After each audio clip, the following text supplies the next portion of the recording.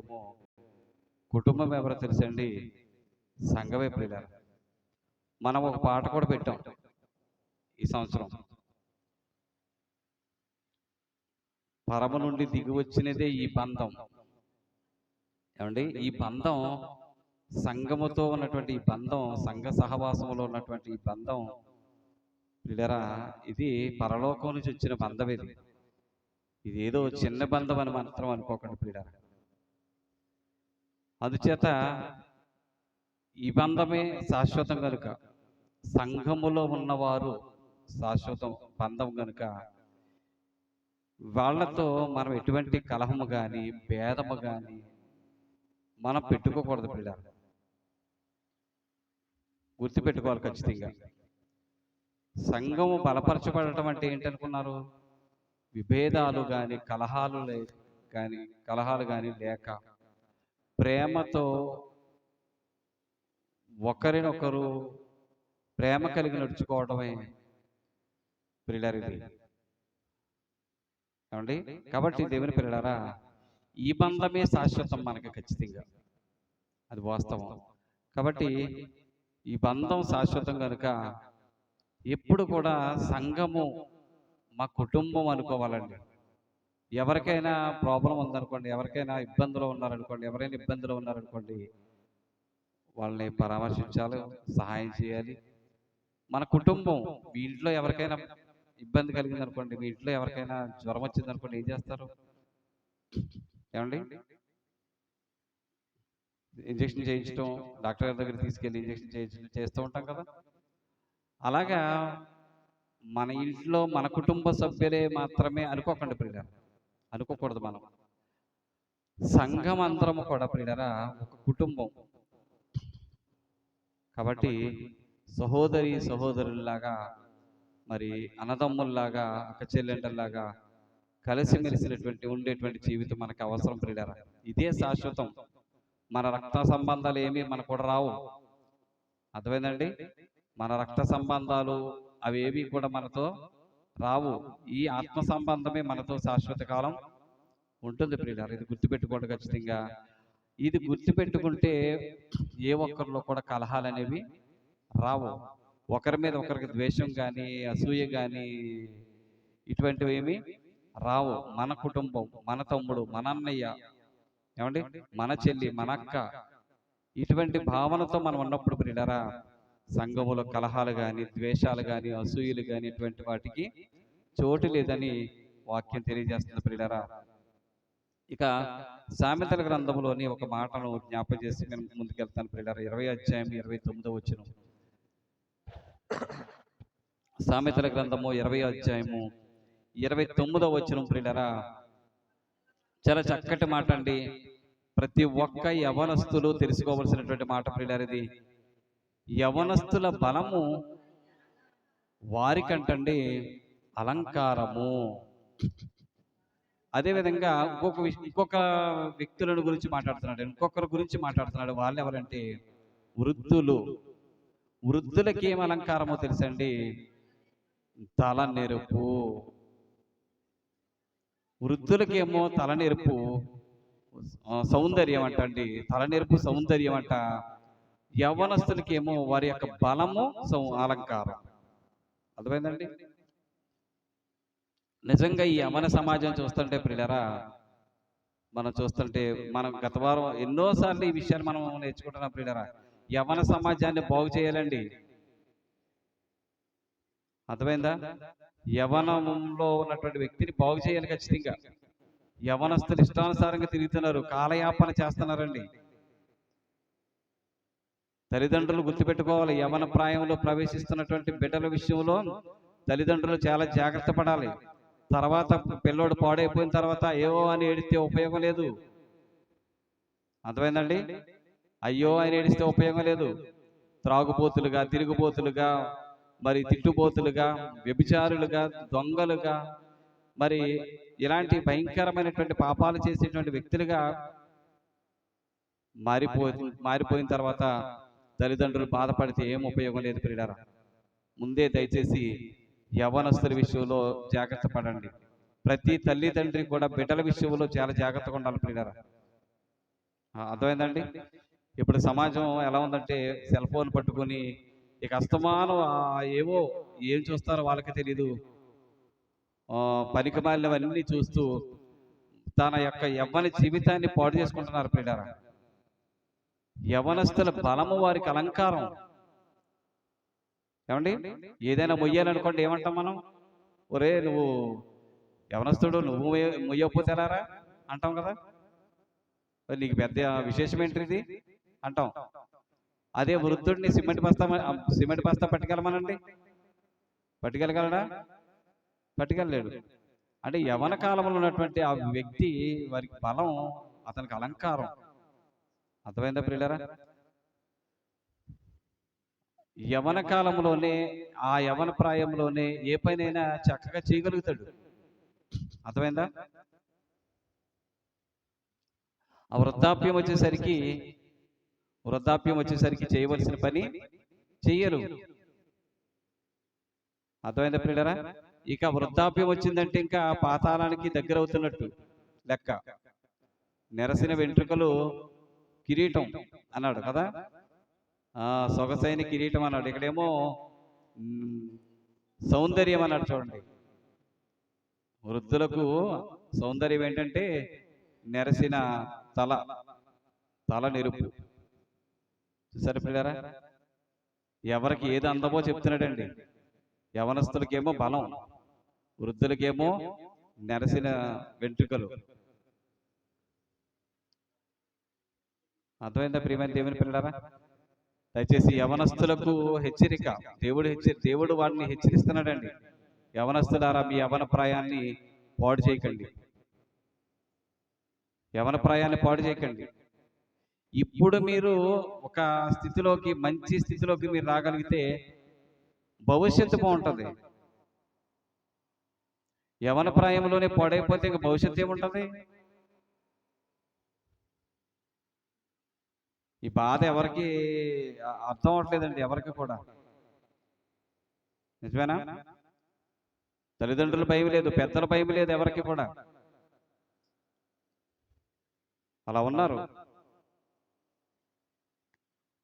యవన ప్రాయాన్ని పాడు చేయకండి.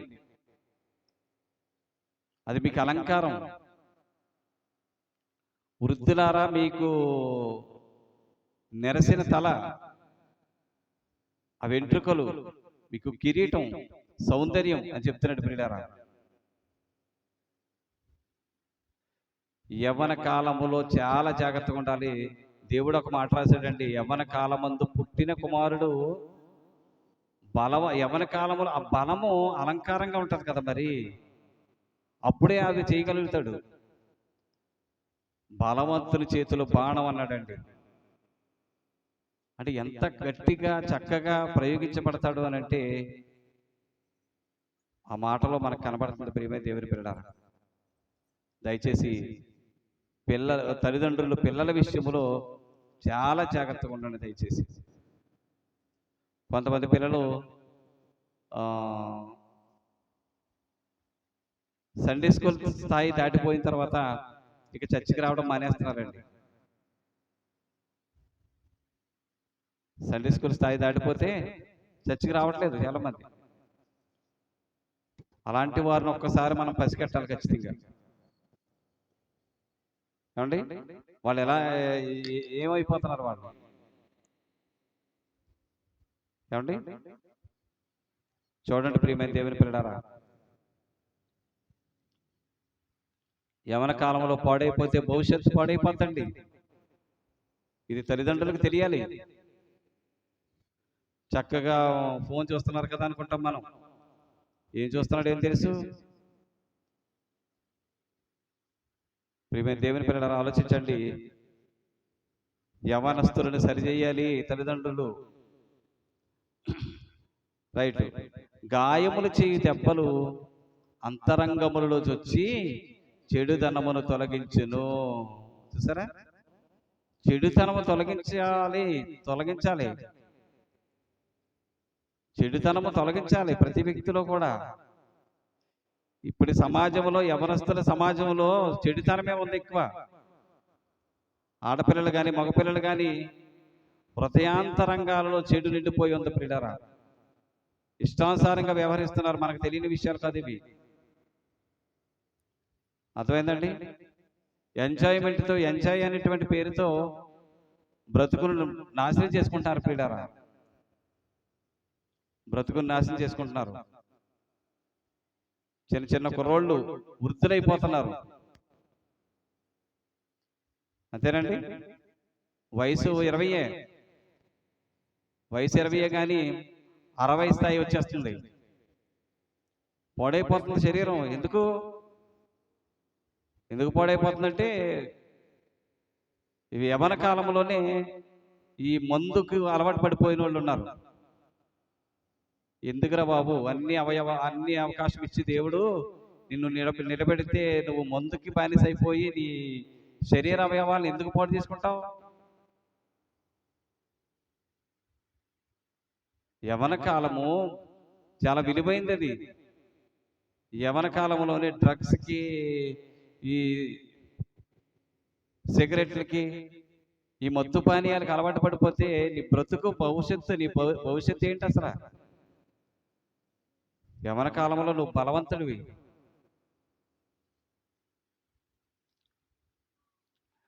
కాబట్టి ఇలాంటి వారికి శిక్ష వేస్తూ ఉండాలండి, శిక్ష వెయ్యాలి.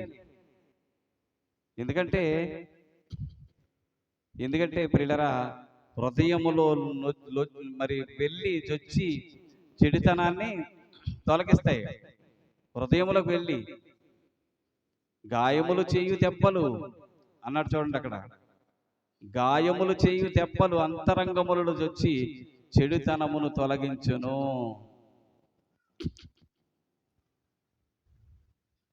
అర్థమైందా ప్రియులారా? కొన్ని దెబ్బలు ఏం చేస్తాయంటండి, అంతరంగములోకి వెళ్ళిపోయి చెడుతనాన్ని తొలగిస్తాయి. అంత కఠినంగా శిక్షించాలి ప్రియులారా ఇలాంటి వాళ్ళని.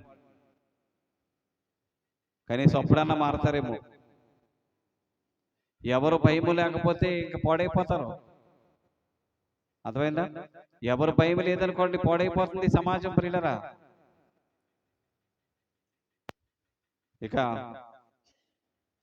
21వ అధ్యాయంలోకి మనం వెళ్తే ప్రియులారా,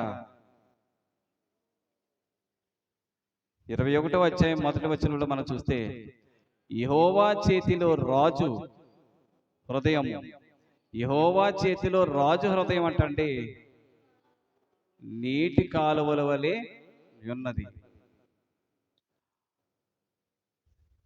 ఏమన్నాడంటే యెహోవా చేతిలో రాజు హృదయం. ఏమండి, అధికారాలు కానీ పరిపాలన బాధ్యతలు కానీ ఇచ్చేది దేవుడు. ఏమండి, ఒక అధికారం రావాలంటే ఎవరివ్వాలి? దేవుడే ఇవ్వాలి. ప్రియులారా, ఇక్కడ ఏమన్నాడంటే యెహోవా చేతిలో రాజు హృదయము నీటి కాలువల వలె ఉన్నదంటండి. దేవుని చేతిలో రాజు హృదయం ఎలా ఉంది? నీటి కాలువలాగా ఉందంట.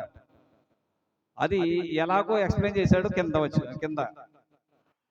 ఆయన తన చిత్తవృత్తి చొప్పున దాని త్రిప్పును. ఆ హృదయాన్ని ఏం చేస్తాడు దేవుడు? అది తన చిత్తము చొప్పున దాని త్రిప్పును అన్నాడు చూడండి.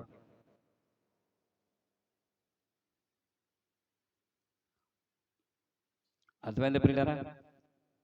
యెహోవా చేతిలో రాజు హృదయము నీటి కాలువల వలె ఉన్నది, ఆయన తన చిత్తవృత్తి చొప్పున దాని త్రిప్పును అంటున్నాడు చూడండి ప్రియులారా.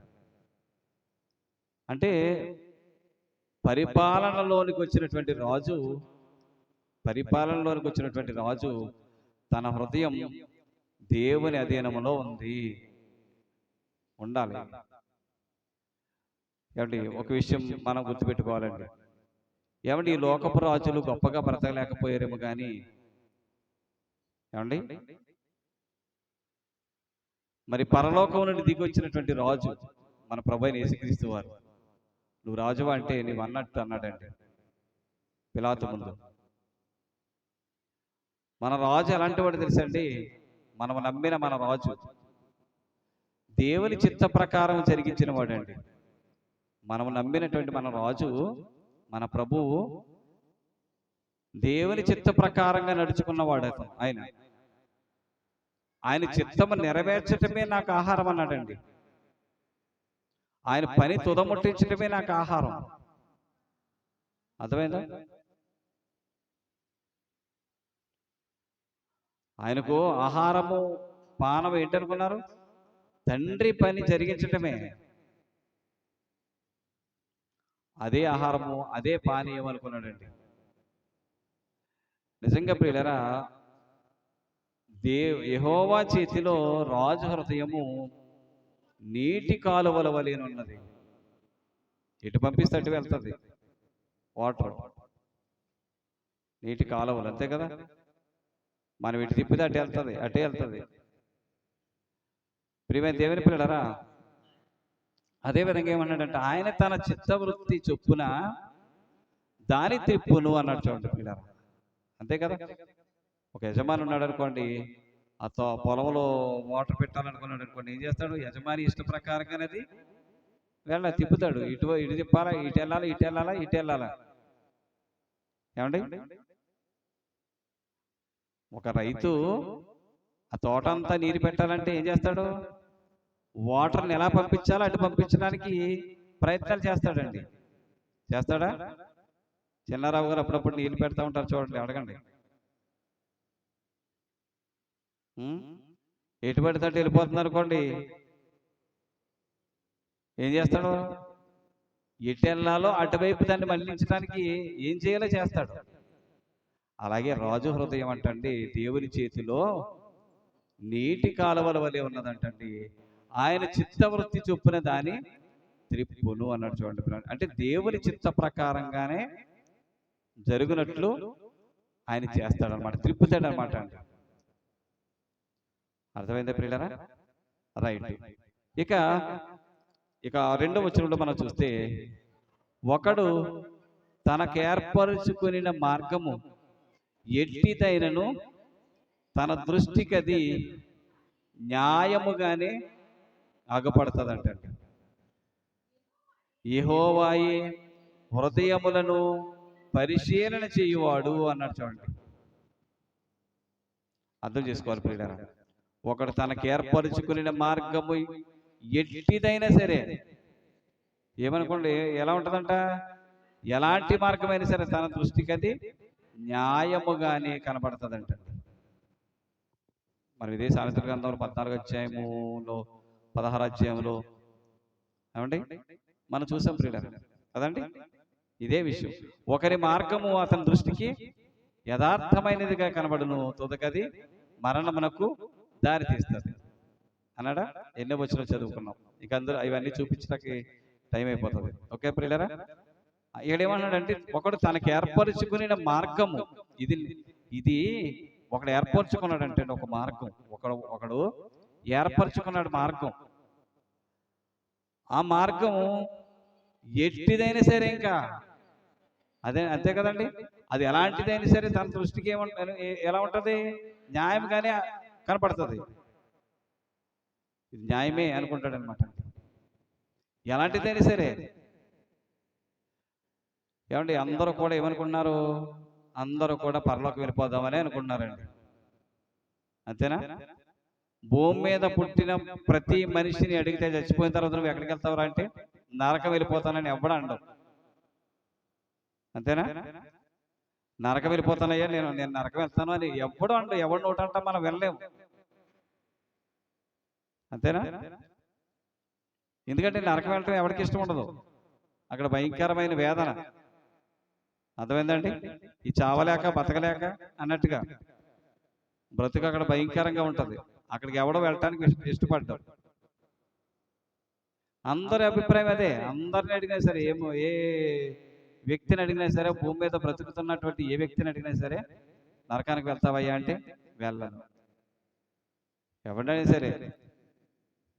ఏమంటే డీజే పాట పెట్టుకుని భయంకరమైనటువంటి డ్యాన్సులు వేసేవాడిని కూడా అడగండి. డీజే పాటలు బాగా అలవాటు అయిపోయిందండి జనాలకి. అందులో ఏముందో తెలీదు. అర్థమైందా? బూతు పాటలు పెట్టుకుని డ్యాన్సులు వేసిన కూడా అడిగితే రే పర్లోకి వెళ్తావా అంటే వెళ్తానంట. అందరికీ పరలోకం వెళ్తామనే ఉంటుంది. వాడికి ఏమనిపిస్తుందంటే వాడు ఎన్నుకున్నటువంటి మార్గం న్యాయంగానే ఉంటుంది. నేను బాగానే ఉన్నాను కదా అనుకుంటాడు వాడు. అర్థమైంది ప్రియులారా? నేను వెళ్తున్నటువంటి మార్గం సరైందే అనుకుంటాడు. క్రైస్తవులు అనుకున్నారు, మిగతా వాళ్ళు కూడా అందరూ పరలోకం వెళ్తామని అనుకుంటారు. అది సరైనది ఎట్టిదైనను అన్నట్టు చూడండి అక్కడ. వాళ్ళు వెళుతున్నది ఎట్టిదైనా సరే తన దృష్టికి న్యాయముగానే అగపడును అన్నాడా? న్యాయంగానే ఆగపడుతుంది అంటండి వాళ్ళకి. అందరూ కూడా పరలోకం వెళ్ళిపోదాం అనుకుంటారు, కానీ సరి అయినటువంటి మార్గమో కాదో తెలుసుకోకపోతే, సరి అయినటువంటి మార్గమో కాదో తెలియకపోతే తుదకది మరణమునకు త్రోవ తీస్తుంది. అది గుర్తుపెట్టుకోవాలి ఖచ్చితంగా. ఆలోచించాలి ఒకసారి, ఇది మనం వెళుతున్నటువంటి మార్గం సరైందా కాదా, మనం వెళుతున్నటువంటి మార్గం సరైందా కాదా, మన ఆలోచన సరైందా కాదా అనేది ఆలోచించాలి ప్రియులారా. ఆలోచించి నిర్ణయం తీసుకోవాలి. అర్థమైందా ప్రియులారా? ఎలాగైనా సరే పరలోకం వెళ్ళిపోదాం అనుకుంటే కుదరదు. పరలోకం మనల్ని అంత ఈజీగా ఏమి రానివ్వడం. చాలా కష్టపడాలి ప్రియులారా, చాలా కష్టపడాలి పరలోకం వెళ్ళాలంటే. అయితే ఏమన్నాడంటే, యెహోవాయే హృదయములను పరిశీలన చేయువాడు అన్నాడు. చూసారా? ఎందుకంటే నువ్వు నీ దృష్టికి అది సరిగ్గానే అనిపిస్తుంది. అర్థమైందా? నీ దృష్టికి అది ఎలా అనిపిస్తుంది? వెళుతున్నటువంటి త్రోవ సరైనదిగానే అనిపిస్తుంది, కానీ అది దేవుడు చూస్తున్నాడు, జాగ్రత్త అన్నాడండి. హృదయాలను పరిశీలనగా చూస్తున్నాడు. ఏమంటే దేవుడు మన హృదయాలను పరిశీలనగా చూస్తున్నాడు అన్న భయం ఈ సమాజానికి ఉందంటారా లేదా? లేదు ప్రియులారా, నిజంగా బాధ అది. అర్థమైందా? యెహోవాయే హృదయాలను చూస్తున్నాడు, పరిశీలనగా చూస్తున్నాడు ఆయన. అర్థమైందా ప్రియమైన దేవుని ప్రియులారా? సామెతల గ్రంథంలోని 16వ అధ్యాయం 2వ వచనం చదువుతాం ఒకసారి. అక్కడ ఏమన్నాడు చూడండి.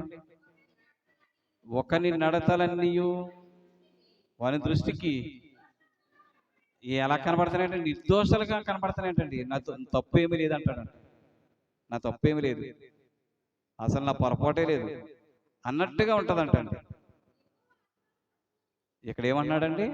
ఆత్మలను పరిశోధిస్తాడు అన్నాడు. చూడండి ప్రియులారా, జాగ్రత్త.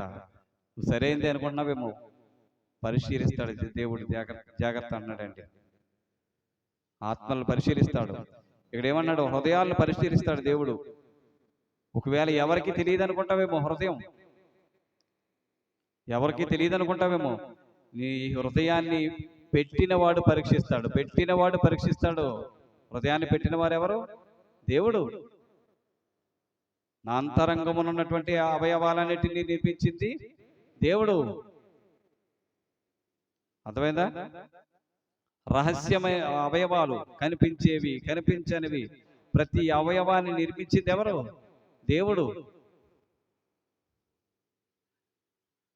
అర్థమైందా ప్రియమైన దేవుని పిల్లలారా? ఈ శరీర అవయవాలు చాలా విలువైనవి. ఈ యొక్క అవయవాలన్నిటినీ నిర్మించింది దేవాది దేవుడు. ఈ విషయం త్రాగుబోతులకు అర్థమవుతుందా? ఏమండి?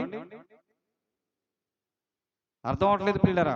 అవయవాలన్నిటినీ పాడు చేసుకుంటూ ఇష్టానుసారంగా బ్రతుకుతున్నారే. ఎవరికి లెక్క చెప్పుకుందామని, ఎవరికి సమాధానం చెప్పగలం? ఎవరికి సమాధానం చెప్పుకుంటావు? నీకున్నటువంటి ఒక ఒక పార్ట్ని పాడు చేసి అర్హత నీకు లేదు. ఒక అవయవాన్ని పాడు చేసేటువంటి అర్హత నీకు లేదు అసలు. అర్థమైందా పిల్లరా? వాడు కూడా త్రాగుబోతు కూడా ఏమనుకుంటాడు? వాడు సరైంది అనుకుంటాడు. వాడు ప్రమాదం. జాగ్రత్త. నీ హృదయాన్ని చూస్తున్నాడు దేవుడు. హృదయములను పరిశీలన చేయవాడు. నీ హృదయాలను ప్రతి ఒక్కరి హృదయాన్ని కూడా పరిశీలన చేయవాడు ఆయన. ఎవరు చూడట్లేదు అనుకుంటావేమో.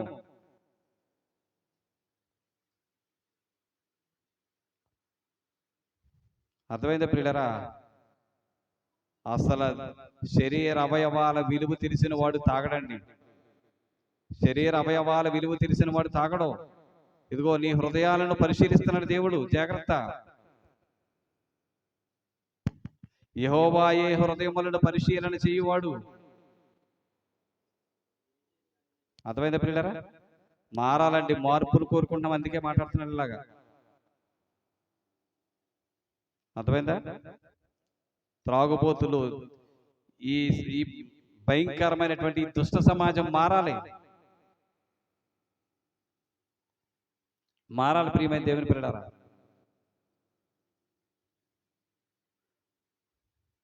14వ అధ్యాయం 12వ వచనం, సామెతల గ్రంథం. ఒకని ఎదుట సరి అయినదిగా కనబడు మార్గము కలదు, అయితే తుదకది మరణమునకు త్రోవ తీస్తుంది. సరే, ఓకే ప్రియులారా, ఇక్కడ కూడా చెప్తున్నటువంటి మాట అండి ఇది. సరైనదిగా అనిపిస్తుందేమో. ప్రమాదం తెలుసా? ప్రమాదం అది.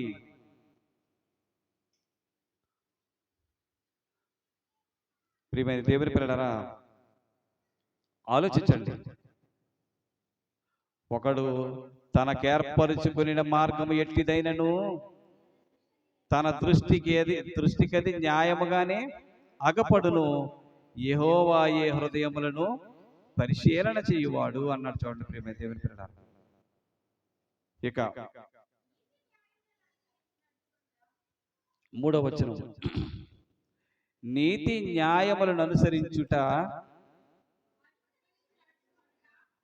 అనుసరించి నడుచుకునుట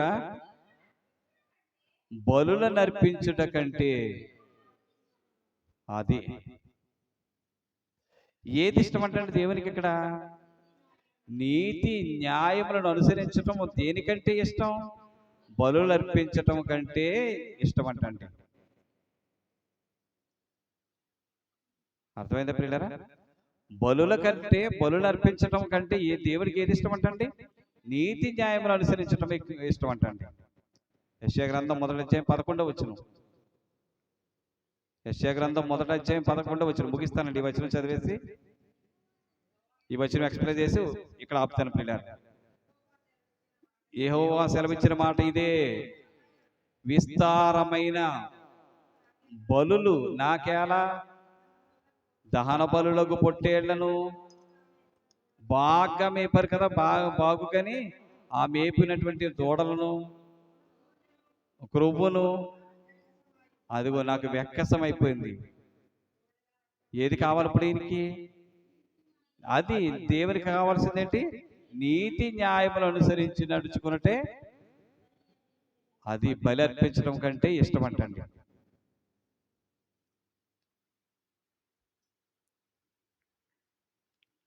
పూర్వకాలం ధర్మశాస్త్ర కాలంలో ఎలా ఉండేది?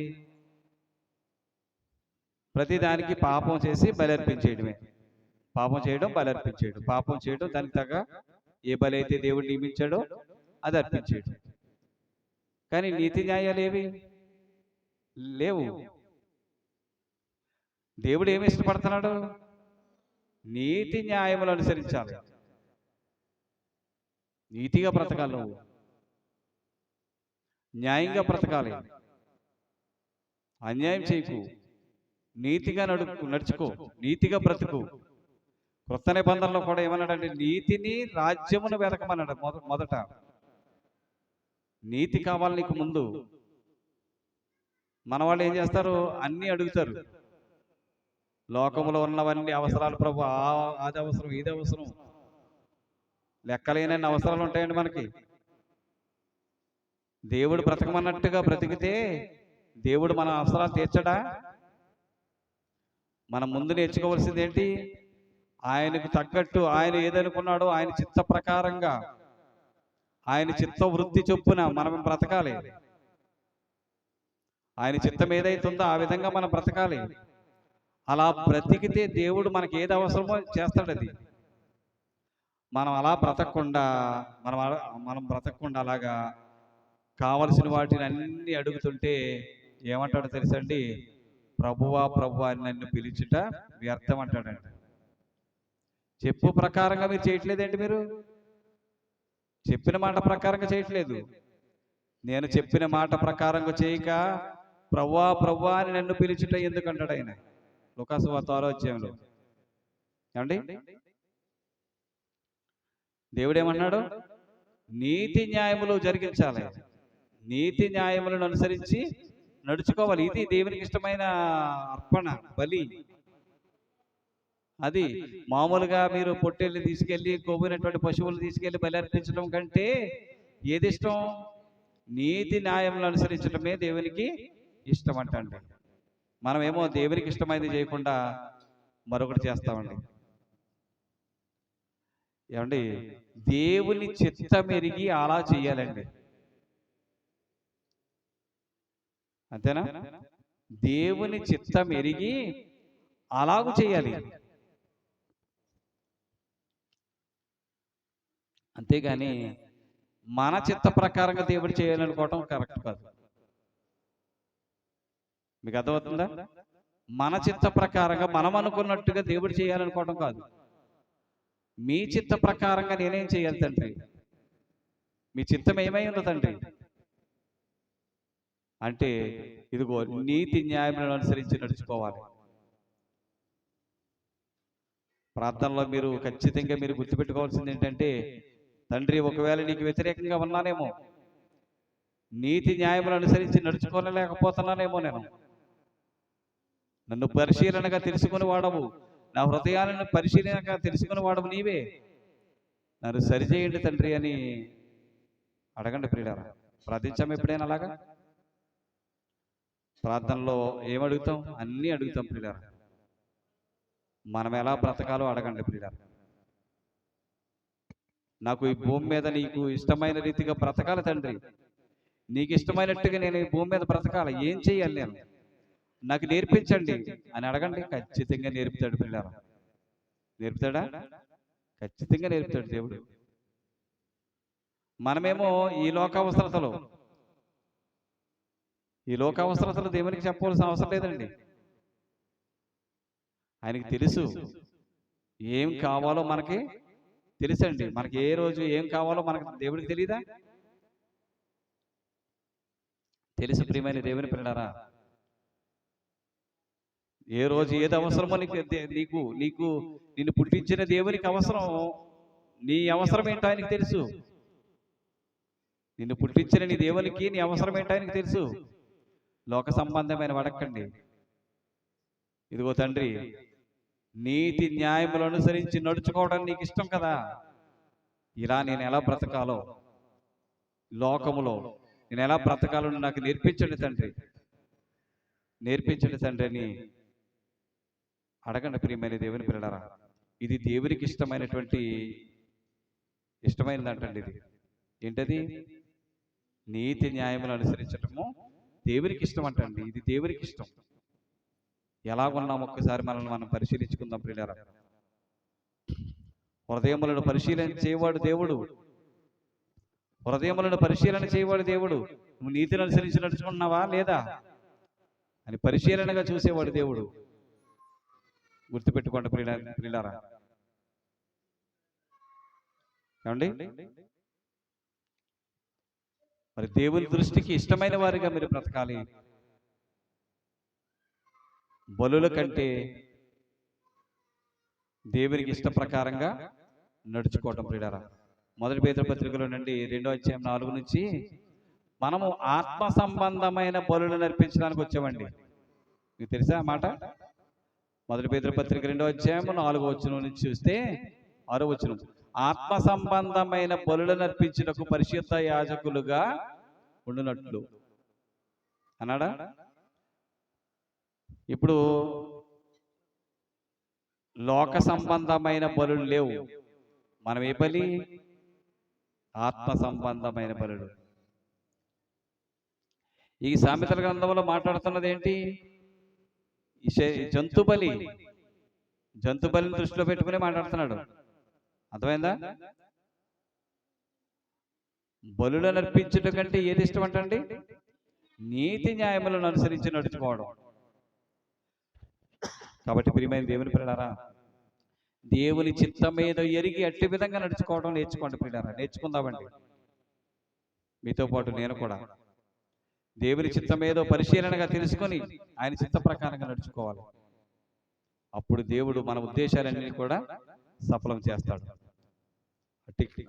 అట్టి కృప మరి దేవత దేవుడు మనందరికీ కలుగు చేయాలని హృదయపూర్వకంగా కోరుతూ ఈ మాటలు ముగిస్తున్నాను. ఓపికతో ఉన్న మీ అందరికీ హృదయపూర్వకమైన వందనాలు తెలియజేస్తూ